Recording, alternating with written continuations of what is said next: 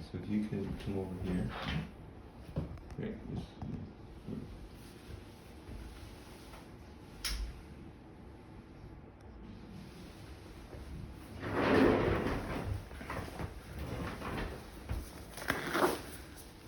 So today we're going to apply the Dermacyte regenerative wound care, which is basically a allograft. It's an amnion that's cross-linked. So first things first, what we want to do is take off the existing bandage, and remembering that all wounds in order to heal need to be debrided. So we've got to clean up the hyperkeratosis around here, and then clean up that, and then we'll pack that amnion. As most cases, it always looks good when you get ready to take the next level. So typical sterile 15 blade. We'll do some debridement. The reason you debride is you want to get rid of all this hyperkeratosis, and in doing so, you also want to reduce the bioburden which lives around the wound.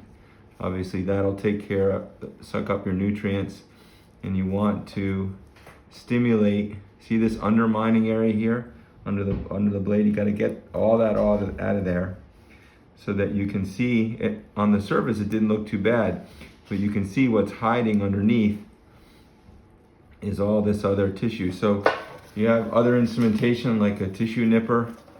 This is very good at removing some of that overlapping tissue. If you can't get in there with the 15 blade, you can see all that undermining is a nice place for bacteria to stay.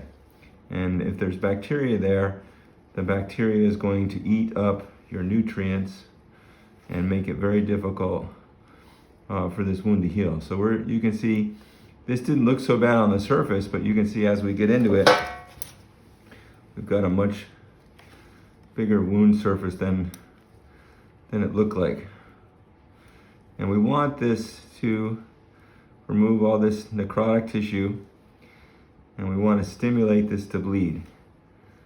This little flap's giving me a hard time, but we'll do a good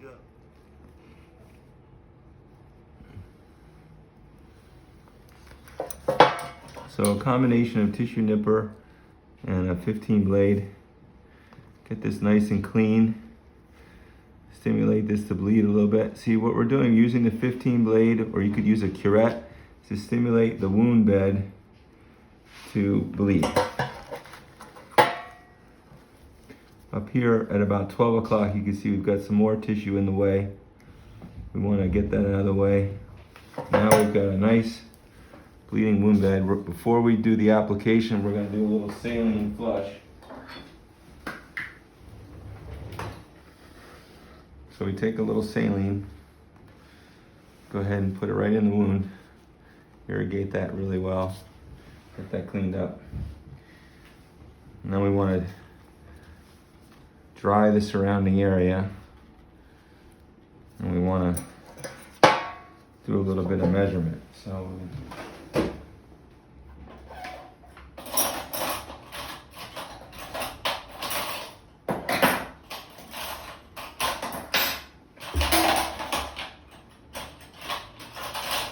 most of your handles have a little measurement. So we're going to measure this on the horizontal axis at 1 centimeter, and on the vertical axis here it's probably about 7 millimeters. So 1.0 by 0.7, and then from a depth perspective, you can get depth with a Q-tip, find the maximum point of depthness, and then you can measure here. So we got about 3 millimeters deep. So 1 centimeter wide, 7 millimeters on the vertical axis, and 3 millimeters deep. And we kind of, if you have a wound that's bleeding like this, you want to just give it a moment. If you rush the graft, you'll have a lot of blood under the graft, and it's difficult to get the graft to stick. So while I'm waiting for this to coagulate, what I'll do is I'll get ready for the offloaded dressing. So the offloaded dressing for me is going to be the patient has an AFO, and then we're gonna do a little bit of double layer felt. So you can also use foam. You're gonna cut a big enough hole for the wound, kind of round the edges a little bit, and that's gonna go around that. Again, what I'm doing is while I'm waiting for this to coagulate a little bit, I'm gonna go ahead and put this on right around that and offload that nice bony prominence, and you can see that it probably needs a little bit more offloading. So we'll do another donut. This is where your arts and crafts from elementary school come in.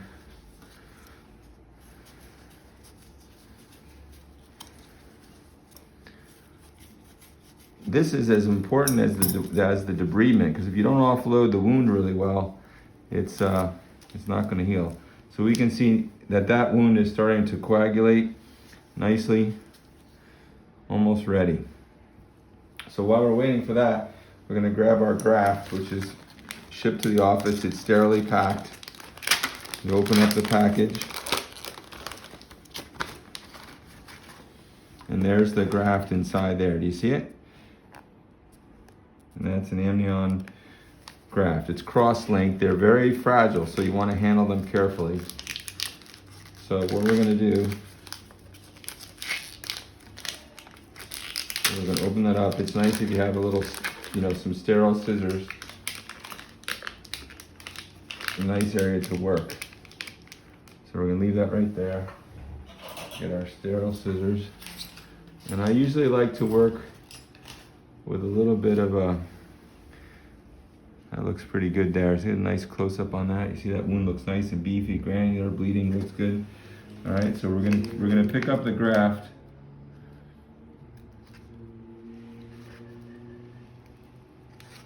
I like to handle the graft with a little bit of a hemostat, just so it doesn't fly around the room. You can use a pickup, whatever you feel comfortable with. Take care of that. And what we're gonna do is we're gonna lay that, I'm gonna make it a little bit smaller, just so I don't have a lot of overlap. Overlap's not a real big deal, but it doesn't work with my OCD.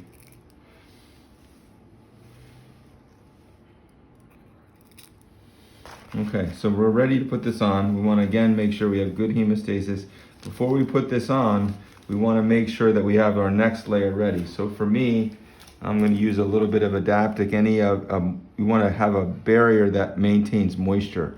So this is any of those dressings. This is Adaptic. So we're going to make this fit into that little hole, and then we're going to secure it with some Steries.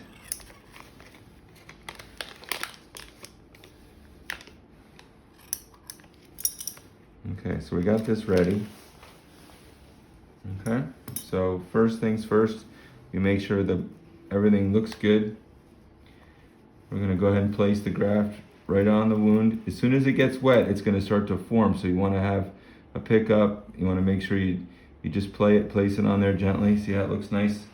Looks really good. And then we're gonna put the moisture maintaining over top. And then we're gonna take some Steri strips, which we have some 3M Steri strips right here. And we'll go ahead, you can do one of two things. You can put those Steri strips in that, right on the edges of the non-adherent. The problem with the non-adherent is it doesn't stick real well. So I like to go around. So we'll take these Steri strips.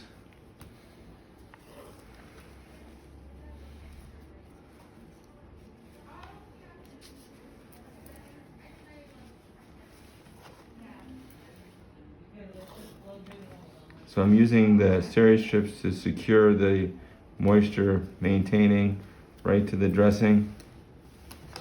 As I said, if you're not using an offloading dressing, you would use it right on the edge of the non-adherent bandage, right at the skin level. But because in this case we're doing an offloaded dressing, which is very common in the foot because the patient's weight bearing, that's what that looks like. So if you take a look at that, that looks really good. This will stay on, dry and clean for the 7 days. Home care, we would encourage them not to change this, but that looks really good. Any questions, give us a call.